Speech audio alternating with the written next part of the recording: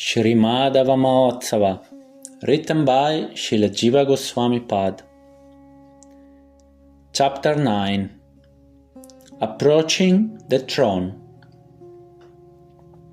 On the occasion of installing Radha on the throne, the words of Purnamasi and others, which defeated all obstacles and established their aim, and their blissful expectations were the favorable breeze. As these two pleased the assembled persons, they were praised. As the full moon rises in the east and shines on Udaya mountain, Radha, to fulfill Hari's desire, proceeded to the throne and spread her radiance everywhere. Looking at the assembly, Radha slowly entered the arena. Step by step, Radha revealed her auspicious qualities while being praised by the musical instruments headed by Krishna's flute. Carrying the parasol and other royal paraphernalia, Lalita, Vishaka and other loyal Sakis followed Radha. Though almost stunned in ecstasy, they remained conscious by their attraction to Radha's qualities. When the Devas showered flowers, the heavenly bees in those flowers swarmed to Radha's lotus feet to taste the nectar. All eyes were enchanted by the shower, which appeared to be 5 colored, fragrant powders mixed with pollen, or puffed rice mixed with flowers. The earthly and heavenly women engaged in praising Radha were astonished as they gazed at her with unblinking eyes. They offered respects to the beauty of each of Radha's limbs. To see Radha, other heavenly women had arrived in chariots that jammed a far off section of the forest sky. Accompanied by her Sakis, Radha passed through 3 chambers and then arrived at the Sarvabhauma Griha, like the moon, accompanied by the planets surpassing Udaya mountain and rising in the sky. Description of the room. Blooming champaka trees embraced by jasmine creepers welcomed Radha. The moon and stars shining through the jasmine latticework conquered the beauty of the city gates. From all directions swarms of bees flew to the thick vegetation, covered with a variety of colorful flowers. The bees thought that the Sarvabhauma Griha was a jeweled plateau, wherein the floors were tiled with gems, caressed by Malaya breezes loaded with colorful pollen, which spread over the floor like its dust. Inside, there was a flowered place with a jeweled area and a tall tree bearing fruits and flowers, which was the king of trees. Endowed with all wondrous qualities, appearing like Krishna, decorated with ornaments, standing on top of Govardhan hill. This tree defeated the Kalpa Vriksha with its fruits and flowers. It is not surprising that Krishna can never give up this tree, which was wedded to a sandalwood creeper scented like the Malaya mountains, giving constant flowers and filled with birds constantly conversing about love. Beneath this tree, all the seasons, though contradictory, mixed harmoniously, and its golden boughs resembled a throne. Like an immovable lotus, this tree spread its branches in all directions, under which there were many jeweled pots filled with thick grass. The leaves of this tree, like trembling lips, seemed to sing as the bees buzzed within, next to a tall lamp with a long flame, marked with black soot like a golden lotus surrounded by bees. In this auspicious place the jeweled floor, the throne, the trees, and treasure house all accepted the best of qualities. The throne in the Sarvabhauma Griha, served by all other thrones, was the King of Thrones, and also the throne of kings. It was equipped with a small footstool appearing like a small servant boy. The footstool, which was covered with a tiger skin, held a cushion, appearing like moon rays reflected on the mineral stains of Mount Sumeru. Various paraphernalia, including queen perfume flasks, flower caskets, toy lotuses, and bowls, were situated in that marvelous place. Even Radha and Krishna were surprised with its beauty. Manifesting all the perfect qualities, this place gave the utmost pleasure to Radha and Krishna. Seeing the assembly hall decorated with the beauty of the throne, which would bring the appearance of Govinda, Radha, taking support from Vishaka, manifested ecstatic symptoms for a long time. All Radha's associates followed her example. Arati on the throne. The heavenly women near the Kalpa Vrikshas desired to drink the beauty of Radha and Krishna with their eyes, but could find no shore to the ocean of beauty. To satisfy the eyes of all, Radha and Krishna entered the hall. Radha arrived at the throne, and though worshipped hundreds of times by the eyes of the gathering, Vrindadevi performed Arati with the best of gems and purest devotion. Repetition here was no fault, as it was filled with love. Flawless music, which doubled in intensity with each shout of Jai, Jai, caused all people, animals, and plants to shed tears. While showers of flowers fell on and Shyama's mind reeled in astonishment. As all eyes worshipped her, Radha ascended the throne. Holding Lalita's hand, Radha placed her foot on the footstool.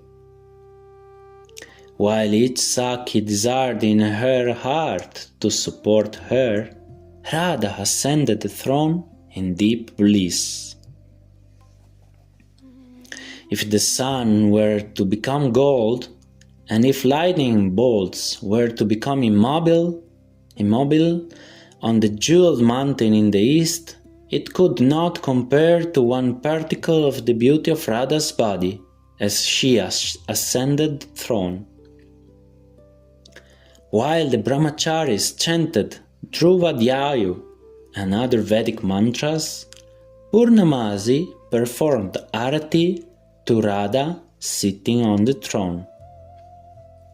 There was a white parasol overhead, a canopy of flowers above that, and a pair of shimmering white chamaras on either side. Seated on the gold throne, Radha appeared like the Devata of Mount Meru, seated on its pinnacle, sprinkled with drops of water from two streams of the heavenly Ganga, bathed in moonlight and decorated with a multitude of stars. At the time of offering the ghee lamps, the flames of the lamp doubled and tripled their brightness, nourished by Radha's radiance. By association with a great person, what wealth of qualities can an object not attain? The forest goddesses, headed by Vrinda, offered obeisances to their mistress Radha, and she acknowledged their services. They, however, could not accept themselves as the controllers of the forest. At that moment, the spirits of the trees, herbs, lakes, rivers, creepers, mountains, and tirthas arrived at the royal assembly hall with celestial bodies endowed with good qualities. Krishna seated by Purnamasi. The new queen, Radha, gave permission to seat all the worshipable personalities. Purnamasi was thinking of 3 deep considerations about the seating arrangement for Krishna. It is beneficial to seat Hari at some other place, not on his own throne visible to his beloved. When the moon from the east colors Udaya mountain, can even one particle remain neutral? Wherever Krishna is seated, she will be affected. Since Vrishabhanu Nandini has obtained lordship of the kingdom, it is not proper to place Krishna on the same seat. But from the effulgence of Radha's limbs, Krishna could experience her beauty, as the moon becomes joyful, basking in the rays of the sun. When the moon is in the presence of the sun, out of shame it hides its face, and the Kumuda, being offended, keeps its petals closed. But when the moon comes near, both the moon and the Kumuda reveal themselves to the bees. Being shy before the public, Krishna does not show his slyness and skill, and thus Radha keeps the signs of anger on her face. But when Krishna can come closer, the beauty of both increases, while the Sakis observe with appreciation. The beauty described. Considering these facts, Purnamasi offered Hari a jeweled seat so dazzling that it seemed like a royal throne. Though the divine couple were seated separately, they were quite close together and visible to the people. Radha and Krishna themselves and all others believed that they were sitting on the same throne. Seeing them both seated and smiling, the public assembly thought, "There are 2 Udaya mountains before us, with 2 moons, but how can this give rise to unlimited moons?" Others thought, "On the jeweled asan, Krishna is a Tamala desire tree, and Radha is a heavenly golden creeper. But with the desire to embrace, They are both growing shoots of beauty towards each other. Radha's royal emblems. With respectable women sitting all around her, Radha looked like the pot of nectar surrounded by the devatas after churning the milk ocean. While flowers fell from the sky, while Krishna smiled sweetly, while beautiful women danced and the assembly followed suit, while the poets offered praise, while everyone shed tears of joy like strings of pearls, and while young girls imitated the actions of the Gandharva women, the Sakis, their breasts having like Mandara mountain, and their faces like the ocean of nectar, seemed to give birth to Lakshmi in the form of Radha, seated on the throne, accompanied by the insignia of good qualities. Look, all the ornaments such as the golden scepter, which are supposed to give beauty to Radha, are taking shelter of Radha's beauty. Radha makes them more beautiful. Everyone sees this with blissful eyes. Purnamasi said to Krishna, "O Lord of the hearts of the inhabitants of Vraj, here Radha is shy before the elders. Therefore, you should assign posts to the Sakis and make Radha happy."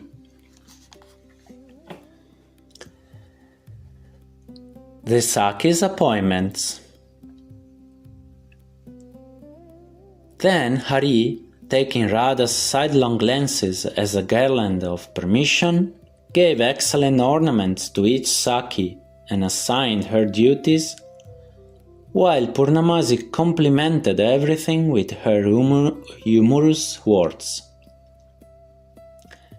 Purnamasi, with a smile like sandalwood arising from seeing Hari's face covered by the radiance from Radha's face, spoke some comfort-like words.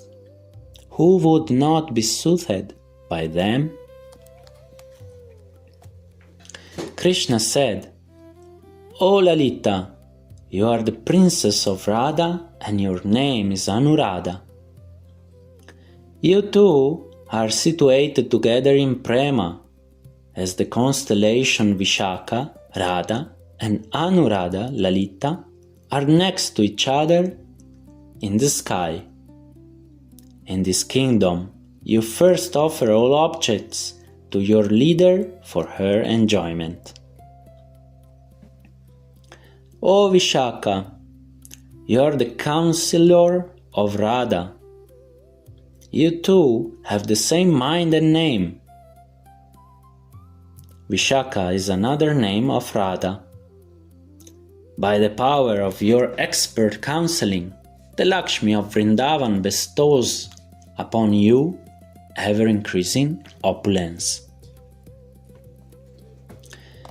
Thus engaging all the Sakis, Krishna also engaged others as their representatives.